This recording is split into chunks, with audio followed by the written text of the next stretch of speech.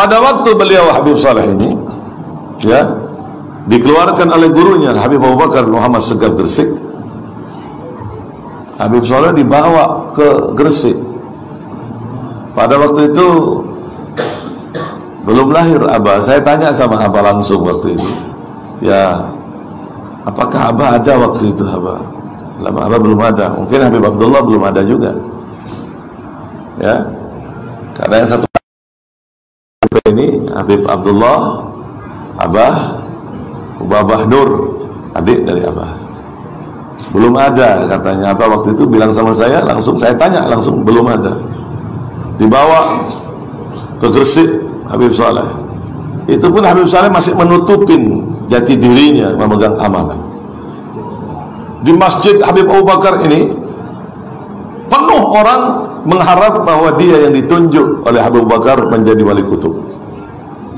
Ternyata Habib Abu Bakar diperintahkan oleh Rasulullah untuk mengeluarkan seorang pemuda yang bertapa di sebuah rimba, Habib Saleh Tanggul, atau yang dikenal Habib Karamat Tanggul, ya.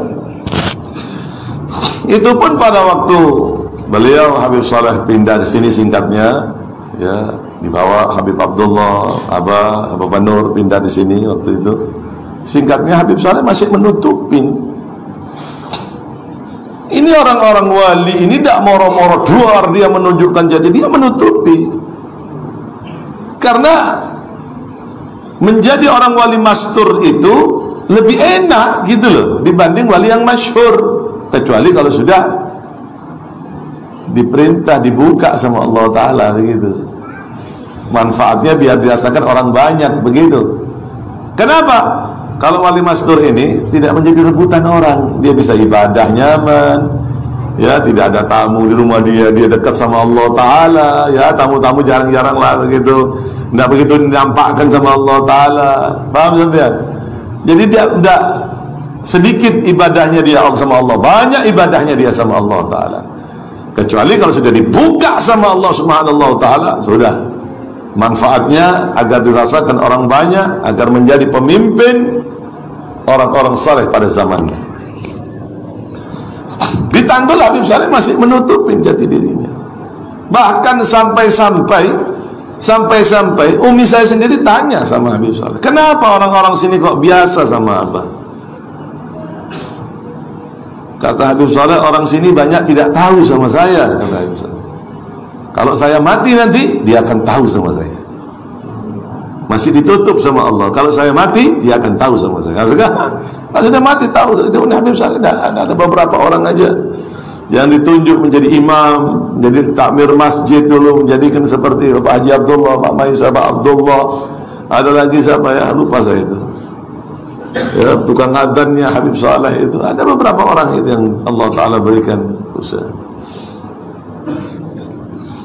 Nah, kebukanya ini waktu Habib Saleh ini sering ke Kuitang, ya, orang-orang khusus yang tahu sama Habib Saleh ini, ya, orang-orang yang mempunyai mata hati yang tahu bagaimana Habib Saleh. Pada waktu keluar dari Kuitang ini, Habib Ali tahu persis sama Habib Saleh. Doa kabul, doa kabul. Jakarta waktu itu tidak ada hujan 2 tahun sampai.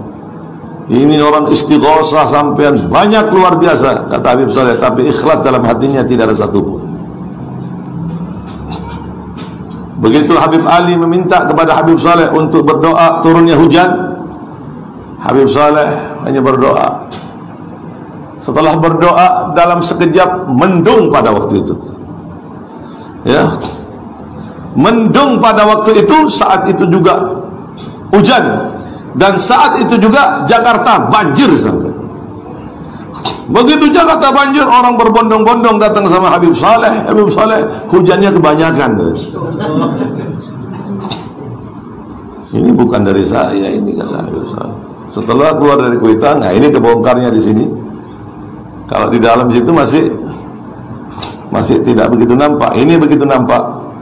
Orang-orang Betawi ini muhibbin, ya, sama seperti orang Madura, muhibbin, cinta sama habaib. Orang-orang Banjar, orang Kalimantan, ya, orang-orang yang Jawa juga banyak cinta sama habaib gitu, cinta pada dzurriyyat, kepada anak cucu Rasulullah.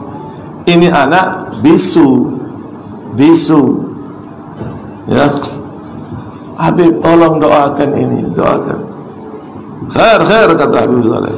Doakan Habib, ini anak saya supaya bisa bicara. Akhirnya dengan izin Allah, nah di sini mulai dibuka Habib Saleh, dibuka mulutnya serbuka di ludah ya.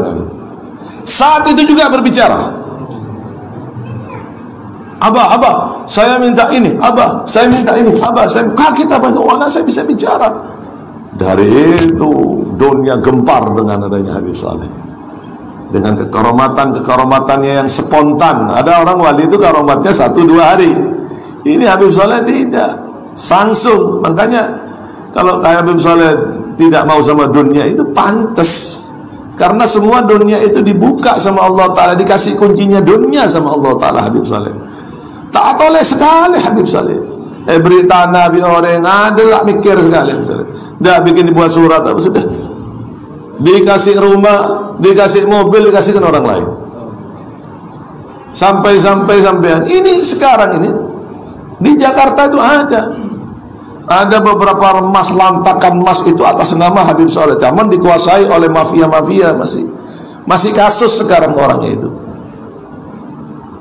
Di Swiss atas nama Habib Saleh itu berapa ton itu orang-orang yang tergila-gila sama Habib Saleh. Habib Saleh tidak ngereken sama itu, tidak ngereken sama sekali.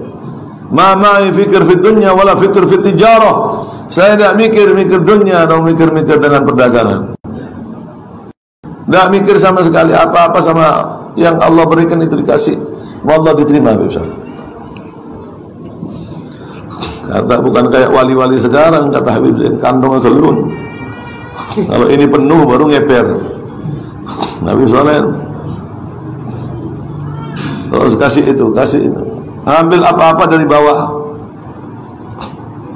sejadah Habib Saleh. Apa-apa dari bawah sejadah Habib Saleh. Apa-apa ngambil dari bawah sejadah. Ini tidak terjadi kecuali orang-orang yang ada pada zaman 300-200 tahun seperti Syekh Abu Bakar bin Salim Fakhrul Wujud, seperti Habib Saleh bin Abdullah Al-Hamid, kakek dari Habib Saleh Tanggul ini. Makanya untung sampean bertangga dengan Habib Saleh. Ini wali kutub, ini luar biasa sampean. Jangan buat mainan. Hati-hati. Habib Saleh ini kekaromatannya spontan sampean.